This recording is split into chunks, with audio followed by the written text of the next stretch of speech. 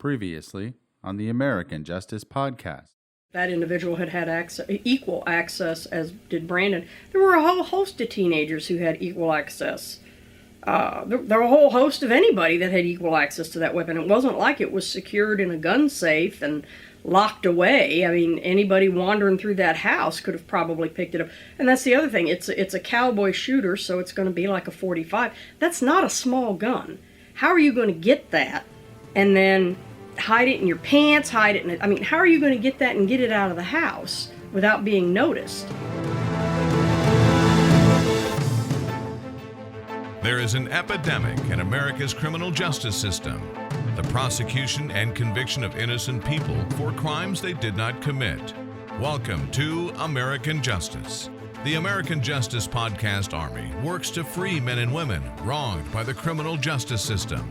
It's not only about the innocent who have been imprisoned, but also the victims of the crimes as well. No one deserves justice more than them. And now, here's your host, Scott Poggensee.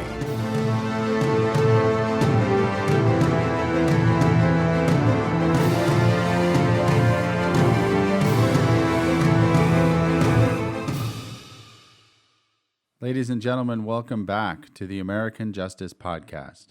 If you're just now joining us for the first time, I recommend that you go back and bring yourself up to speed with the previous episodes. We discussed the cast of characters in the Woodruff case and the not-so-professional processing of the crime scene. Now, let's discuss a magical, missing gun. When we left off last week, Ranger Collins had received a phone call letting him know that there was a female that had contacted Lieutenant Janie Simpson to talk to the investigators in the case.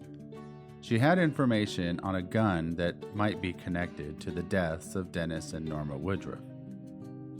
When Ranger Collins arrived back at the Hunt County Sheriff's Office, he met with Lieutenant Simpson, who filled him in on the conversation she had with the caller. The mysterious person turned out to be Michelle Lee, the mother of Brandon Woodruff's girlfriend at the time, Morgan Lee. Michelle came into the sheriff's office with a school friend of Brandon's named Jerry Hinojosa. Jerry. Oh, good old Jerry. We'll get to him. But for now, Jerry and Ms. Lee sat down with Ranger Collins, Lieutenant Simpson, Detective Joel Gibson, and Terry Jones. It seems like they really rolled out the red carpet for these two.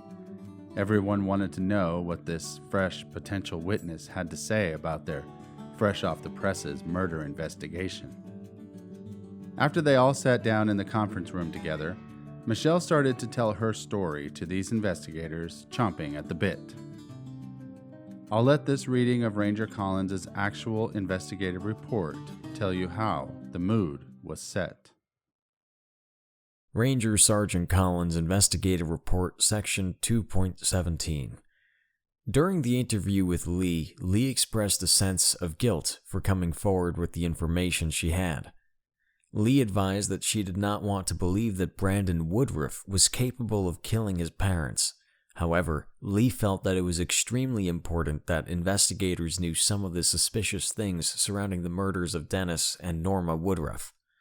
Lee explained that Brandon Woodruff had been dating her youngest daughter, Morgan, since the time Morgan entered high school. Lee explained that Brandon and Morgan had an on-again, off-again type of relationship, but were very close. Lee advised that, in fact, Brandon and Morgan were so close that she had recently asked Morgan if she needed birth control. Michelle Lee stated that Morgan advised that she and Brandon did not have that type of relationship. Brandon and Morgan never would need any birth control, other than Brandon's budding sexuality, that is. Ms. Lee told the Rangers that although she loved Brandon and did not want to think that he could be capable of something like this, she did want to tell Ranger Collins that she and her husband had discovered one of their guns to be missing from the home. She went on to tell Ranger Collins that they had an antique replica of a long-barrel Colt .45 revolver in their house up on a display case, and that they just noticed it was missing the previous Monday. That would have been one day after the murder supposedly had taken place. I say supposedly because, contrary to the investigators' theory, the time of death would still be very much up in the air. In fact, to this day, the exact time of death has not been determined. The only way that they were able to put together a makeshift timeline was by Brandon's activities the night of Sunday, October 16th, 2005. Had they not known his footsteps that night, or should I say, had he not provided to them his whereabouts that night, who knows? The investigators may still, to this day, be trying to determine when the Woodruffs were murdered. But I digress. We'll get into that in much more detail later on. Now, the next part of the interview might seem to you, the astute listening audience, as a bit of opinion and conjecture. And you'd be right. Michelle Lee went on to tell Ranger Collins that she felt like the emotion Brandon was expressing about his parents' deaths was forced and fake. Now, it's been proven over and over again that different people deal with death in different ways. Just take yourself back real quick to the last funeral that you attended. Were there people crying? Were there people not crying? Were there mourners that just couldn't seem to get it together? And were there loved ones that seemed to be stoic and trying to keep it together for everyone else's sake? I can tell you, as an EMT that has dealt with more death than I can shake a stick at, I've seen reactions from concerned friends and family members of my patients that has ranged from you couldn't even tell anything just happened to wondering if this person was ever going to stop crying. And of course, every reaction in between. So the fact that Michelle is telling Ranger Collins that Brandon's emotions were not what she would consider appropriate for someone that just lost his parents is only feeding into the investigators' budding theory of Brandon being the perfect mold for a murder suspect.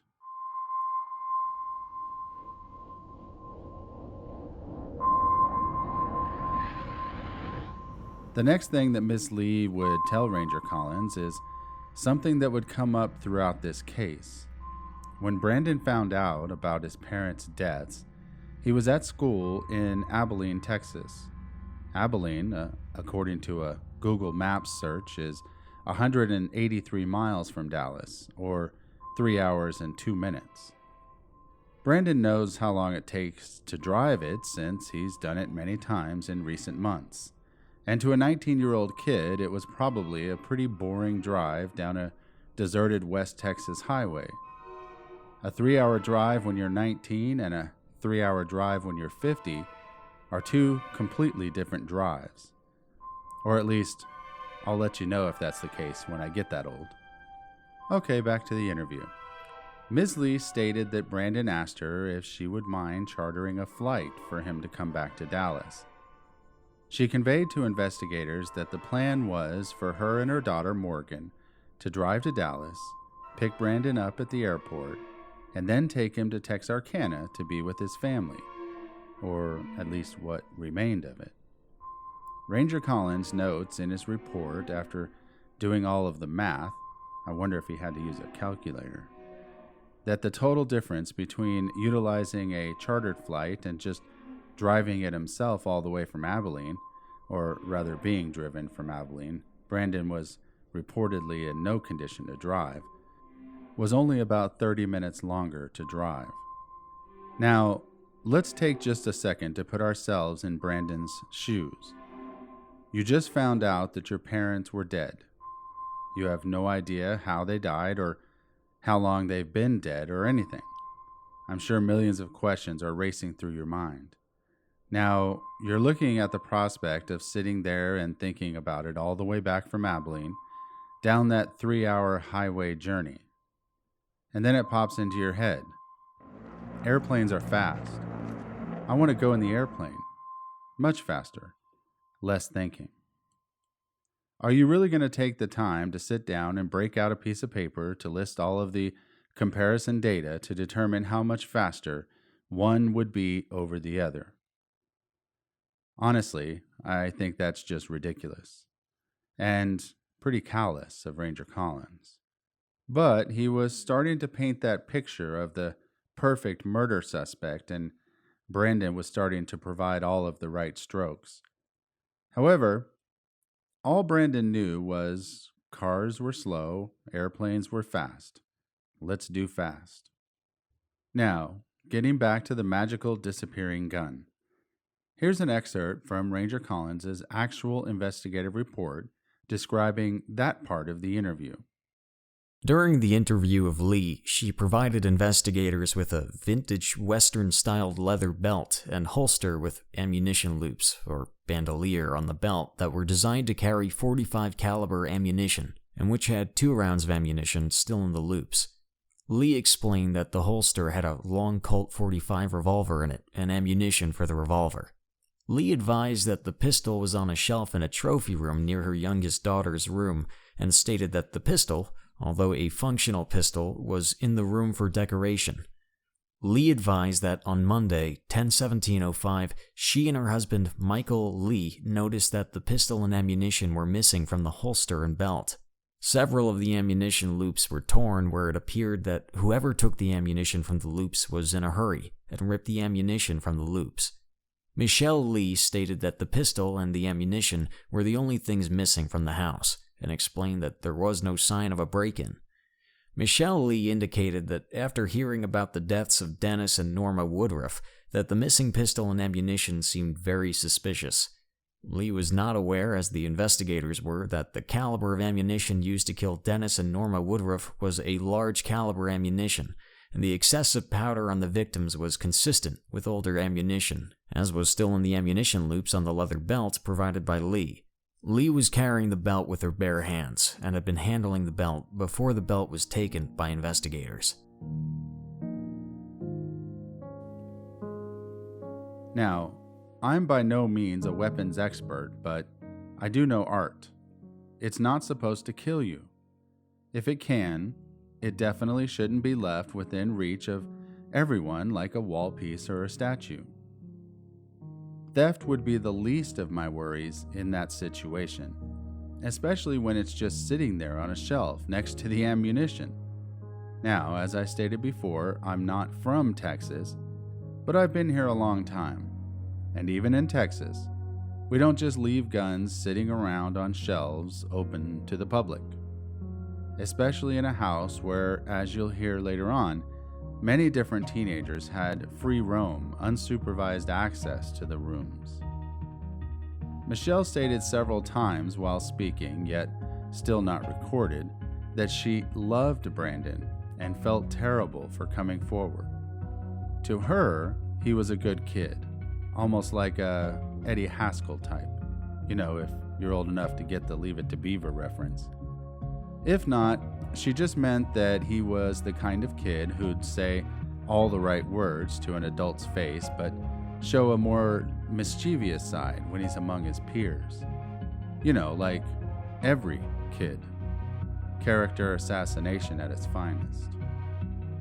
Because of the late hour that Ranger Collins and the other investigators were talking to Ms. Lee, and the fact that this interview was not on videotape, they agreed to wrap up the session and continue it at a later date when the hour was better and they could videotape the interview. Now, just a little personal input here. It's a sheriff's office, full of rooms verified to contain recording equipment, and this is an investigation into a double homicide. Someone with information about a missing gun just marched into your office. Your victims had gunshot wounds. One of your suspects potentially had access at some point to this missing weapon. You're sending them away because you can't find a recording device and it's nearly 11 p.m.? Seriously? What if you were unable to contact this potential witness again? Nevertheless, he let her go, and off into the night she went. She would return for a recorded interview in the near future, but we'll get to that in due time. That same week, on Friday, October 21st, investigators met formally with Brandon's high school cohort, Michael Etherington, and his mother, Norma Etherington.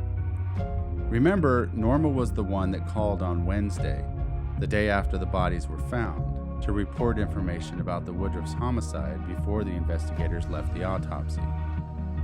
The following is an excerpt from Ranger Collins' report about the information he received from the other detectives regarding their interview of Michael Etherington. Ranger Sergeant Collins Investigative Report, Sections 3.4 and 3.5. Etherington advised that he was a friend of Brandon Woodruff's in high school, and advised that Brandon had a dark side that most people did not know about. Etherington stated that Brandon also indicated on the website myspace.com in a survey section of the website that he, Brandon Woodruff, hated his parents and wished they would fucking die. Etherington provided investigators with the username and the password of a female friend with her permission, so investigators could enter the website and look at the postings. After finishing the telephone conversation with Etherington, investigators pulled up the website and found Brandon Woodruff's page and looked at the survey section of the page. The area that Etherington was supposedly referring to was to the question, "Do you get along with your parents?" What investigators found on the website was not at all what Etherington described. The answer to the question on the website was, "All the time, LOL. No, really, I love them."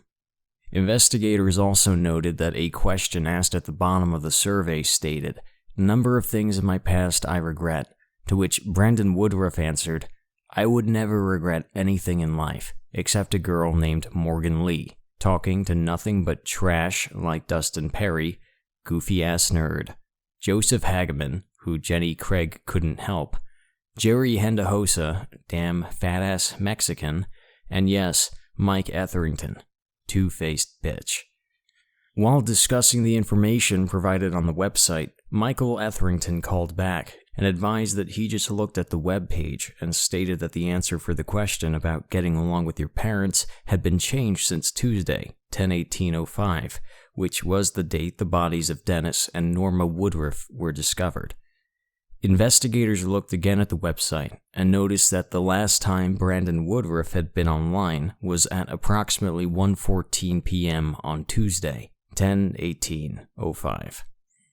The profile appeared to have been updated on 09/21/05 at approximately 5:13 a.m., which indicated to investigators that if there were any changes made, most likely the changes were made prior to the murders of Dennis and Norma Woodruff instead of after the murders.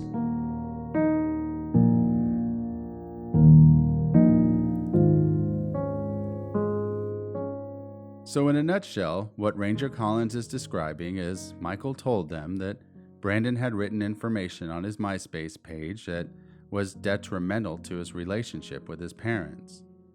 Then, when Mike left the sheriff's office, he checked Brandon's MySpace page only to realize, since this was the first time he'd personally looked at Brandon's page, the information he had just given the Rangers was completely false.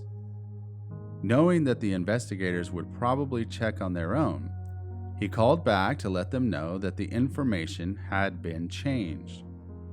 Pay very close attention to this fact, as it will come up in a big way later on in the investigation. Soon, the investigators will realize that Mike never actually saw, with his own eyes, the information he just relayed to them as fact. Let's just say that Ranger Collins' reaction is far from favorable, but we'll save that little truth bomb for later on. As soon as Ranger Collins got back to the Hunt County Sheriff's Office, he met again with the Hunt County investigators, only this time with the lights on. The investigators report to Ranger Collins that Brandon's aunt, Linda Matthews, had stated Brandon left the Royce City house on the assumed night of the murders around 7 p.m., and then traveled to the house in Heath to feed the animals. Linda also reported that Charla, Brandon's sister, called Dennis and Norma's home around 11 p.m. the night of the murders, but no one answered. At this point, Ranger Collins had no forensic evidence to prove when the murders actually happened. All he knew was that no one had talked to either Dennis or Norma since 9:30 Sunday night. But that doesn't mean they had to have been killed by then. Is it most likely? Sure. Could they have been held hostage for a number of hours or even a day or so? Of course. Also, according to the investigators, Linda Matthews spoke very highly of all four members of the Woodruff family and recalled no typical reasoning for the murder when it comes to such a close-knit unit. She had no knowledge of any drug use or anyone owing anyone large sums of money. As far as she was concerned, they were a family who exhibited much love and understanding. To her, the situation was a total shocker. The investigators did report to Ranger Collins, though, that the only person Linda suspected of the murders was Mike Etherington, the same guy who Collins unknowingly let walk after making that false statement. Once his meeting with the Hunt County investigators ended, Ranger Collins ventures to the Hunt County Courthouse to meet with then District Attorney Duncan Thomas. Collins informs DA Thomas that he believes Brandon could be a suspect for the murders, based on the inconsistencies in his timeline, because Linda Matthews had said that he left the Roy City house around 7 p.m., but Randall Lunds, the next-door neighbor, said he saw Brandon at the Roy City house around 10 p.m. Another reason Collins reported to Thomas that might make Brandon a suspect is because he might have had access to the missing gun at the Lee's household. He also expresses some concern over Brandon's behavior at Dennis and Norma's funeral. What events occurred at the funeral service that pinged Ranger Collins' senses regarding Brandon as a suspect? According to Michelle Lee, Brandon stated he had no plans to return to the Rockwall area after the funeral services. For some reason, this gave Ranger Collins reason to believe that Brandon intended on running. Also, Sister Charla Woodruff expressed personal concern regarding Brandon's recent change of appearance. In addition, several spectators noticed the brother and sister embracing one another and keeping separate from all the other family members in attendance. Does there exist a potential expertise when it comes to proper, acceptable behavior at a funeral? After all, one thing that seems to get lost in this story is that this young boy and his sister had just experienced the loss of both of their parents. According to witness statements, Brandon was nearly inconsolable during the service, but Sister Charla was stone-faced and stoic.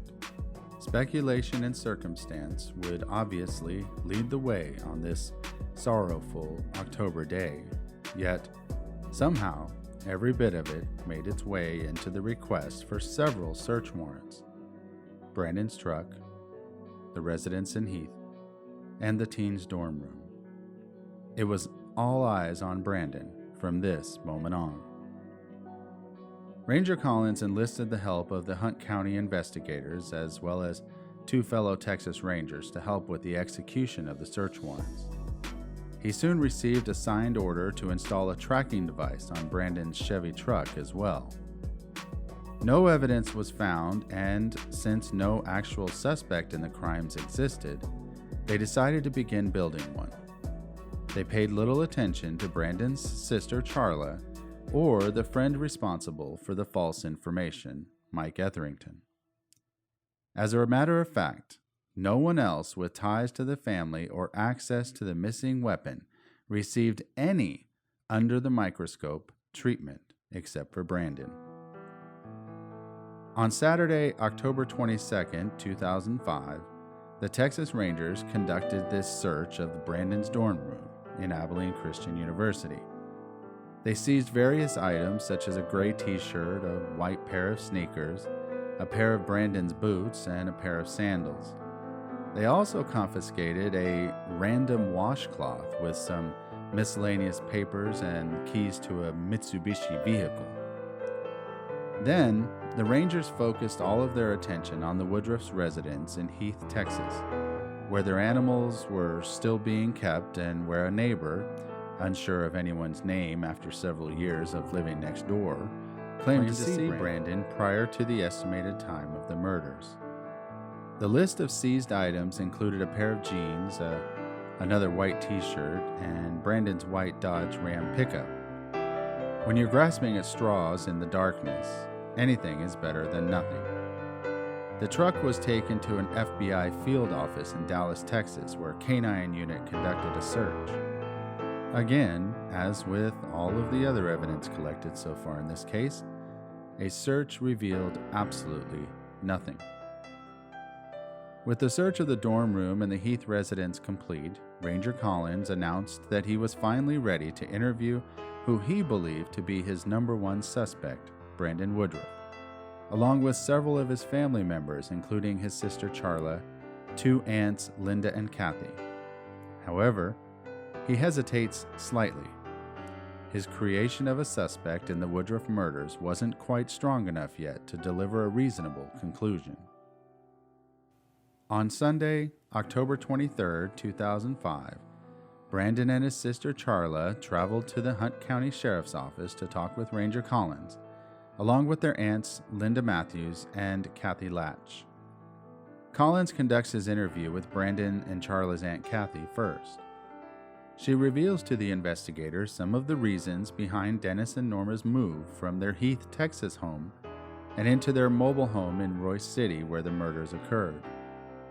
Latch explains to Ranger Collins that Dennis and Norma wanted to downsize since both of their children had now left and gone to college and needed some financial help until they get through college. She also explained that Norma was very much into horses and wanted more land to be able to board her own horses instead of paying someone else to do it for her. Either way, the reason seemed to be much more financial than any other reason. One thing Latch did say was how much Dennis and Norma loved their children, and how much their children loved them. Latch described Dennis and Norma's relationship with each other as being very close. She advised that both Dennis and Norma were very affectionate with each other and stated that Norma would sit in Dennis's lap at family functions. She also said that Dennis would hug on Norma while she was sitting in his lap. Latch was asked about what Dennis was like growing up. Latch advised that Dennis was the oldest of all the children and stated that after their father passed away in 2004, a year before the murders, Dennis took on the role of taking care of her. In fact, Kathy advised that she and Dennis Woodruff were very close and conveyed that Dennis would come all the way to Texarkana to help her if she needed it, even though other family members lived in Texarkana much closer. Kathy also described Dennis as the mediator or the peacemaker of the family. Ms. Latch was then asked about drug use by either Dennis or Norma. She advised that if either Dennis or Norma had any type of problem, they must have hid it very well. Kathy did not believe that either Dennis or Norma had ever used any illegal drugs.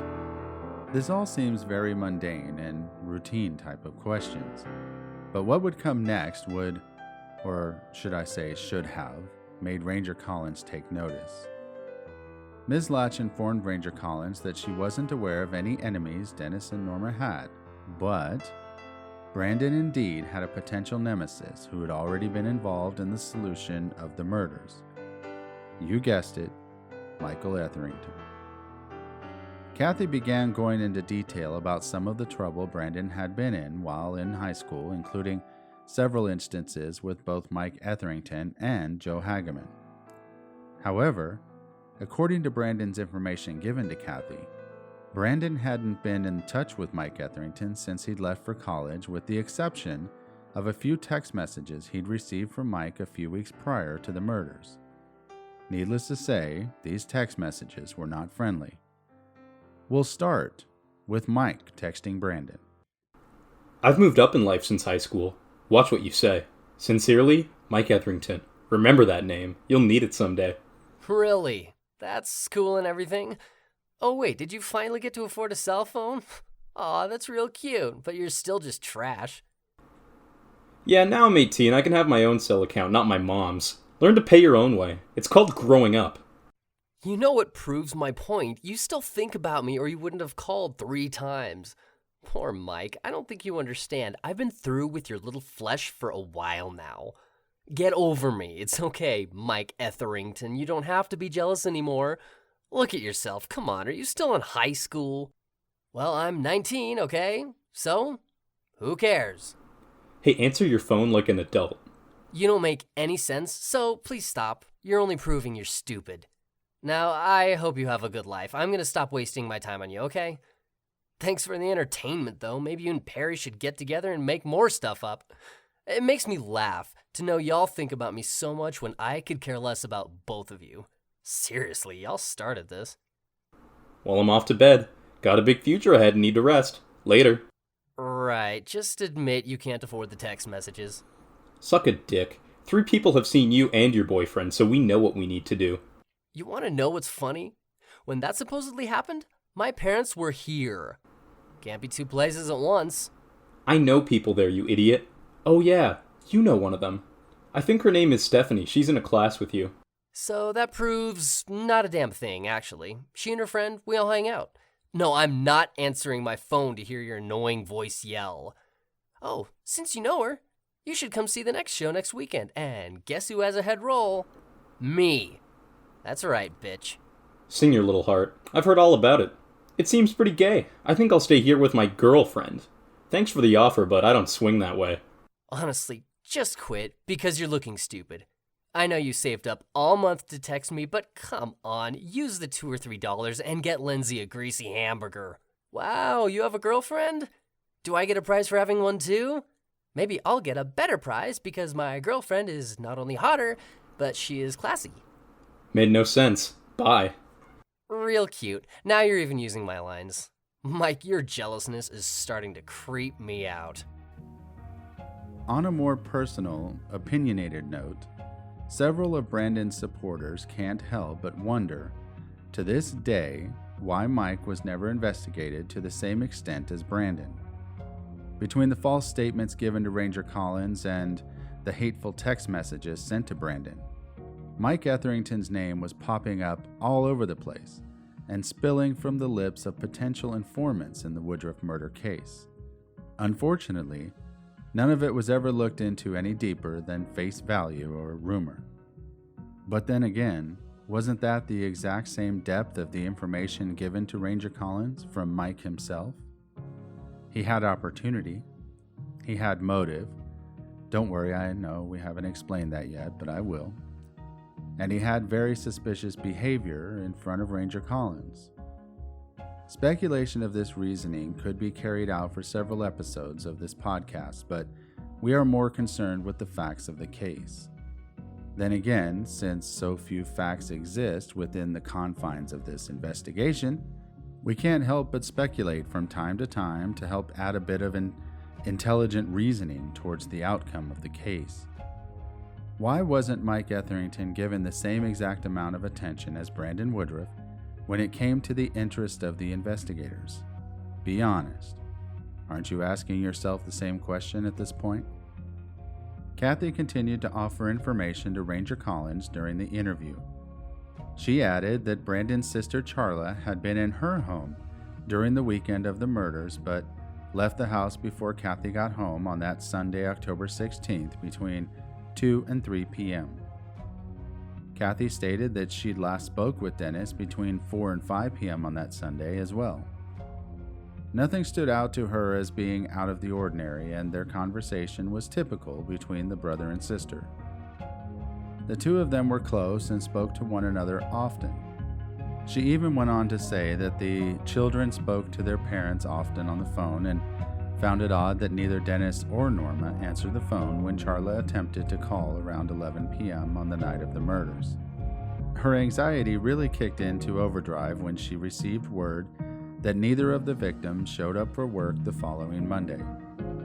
She stated that both Dennis and Norma were both very punctual individuals and always answered the phone, whether it be the landline within their home or where the calls were forwarded to the cell phones.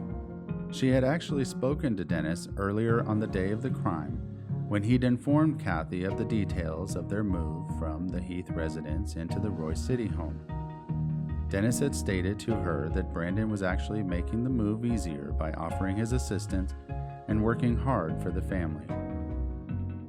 To her knowledge, both Brandon and Charla were very respectful kids, and she heard no rumors of abuse within the family. Both kids got along with their parents, and Kathy couldn't believe that either of the children could have anything to do with the deaths of their own parents. She insisted that both Brandon and Charla were very popular in school as well. Collins changed the subject from the children and went on to ask the typical question regarding any extramarital affairs within the marriage. She insisted that there were none to her knowledge. She repeated her insistence that nothing out of the ordinary was occurring within the family. Then Ranger Collins chose to mention to Kathy Latch that both Brandon and Charla had come to their interviews with investigators accompanied by attorneys. Kathy replied to Collins that the kids were still young and that the family felt like the two of them needed legal representation during their interviews. She went on to add that Brandon's sister Charla had been taking the deaths of her parents very hard, but Brandon had neither cried or appeared to be too upset since the murders. If you're paying attention, this description of the children's behavior is the exact opposite of what was given from those who noticed them during the funeral service, where Charla was stone-faced and Brandon was inconsolable. Collins went on to inquire about the vehicles registered to both Dennis and Norma, as well as their wallets. Kathy stated that all the Woodruffs' vehicles had been accounted for, but neither of their wallets had been recovered from the new Royce City residence. She informed the investigator that Brandon had taken over the family's Chevy truck because his white Dodge truck had been giving him problems.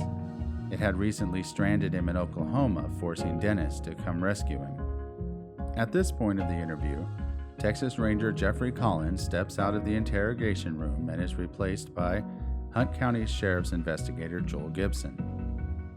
Gibson begins to inquire about the details regarding Dennis and Norma's life insurance policies. Although they were both destined to be split among the children, neither of their policies were very large. However, if one of the children were incarcerated for the murder of their parents, it would be a significant payout for the one who remained free. The children's Aunt Kathy went on to say that the relationship between Brandon and Charla was very supportive of one another. They were very close as siblings. But just wait. In next week's episode, Charla paints a much different picture regarding their family dynamic. We'll discuss Charla in much more detail. She may very well be one of the most complex characters in the entire Woodruff scenario. Not just in the time surrounding this case, but since the days of her childhood. Here's a rather interesting clip from a college interview. Welcome to this edition of the SAU Report. I'm Casey Body. With me today is Charla Woodruff, a co-founder of SWIC. Charla, thank you for being with us today. Charla, what is your major here at SAU? I'm currently a criminal justice major, and I chose this major because ever since I was young, I imagined being a cop, and I don't know if it was a fascination with guns or if it was the authority.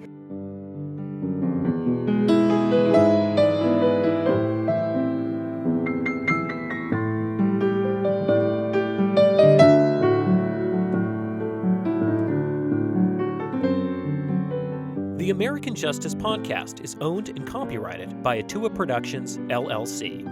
Your host is Scott Poggensee, and your writer is C. Derick Miller. This episode has been produced and mixed by Wall Studios. The theme music for the American Justice Podcast has been created and composed by Josh DeRosa. Scripted and recorded episodes are published every Sunday morning, with follow-up Q&A episodes released on Fridays.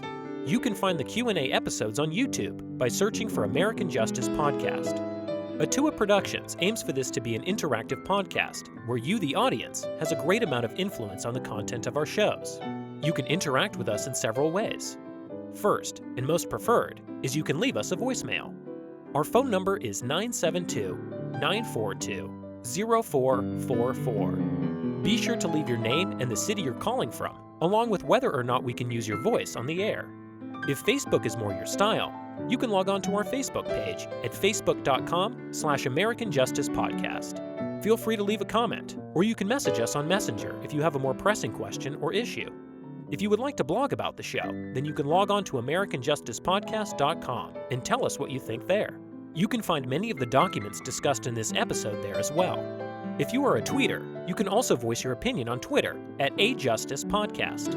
If you would like to support the show, you can do so in a couple different ways. First, consider visiting our Patreon page at patreon.com/AJPodcast. We have different levels of support that include t-shirts, guest call-in spots, and early access to our podcast and YouTube shows. Next, you can like, subscribe, and click the bell icon to get notifications of when we publish episodes. We would also very much appreciate it if you could give us a 5-star review. If you have any comments about the show, or more importantly, any tips on the case we're discussing, please call 972-942-0444 and leave us a message. After all, if the subject of our podcast is innocent, that means someone out there is guilty. American Justice Army? Let's find them.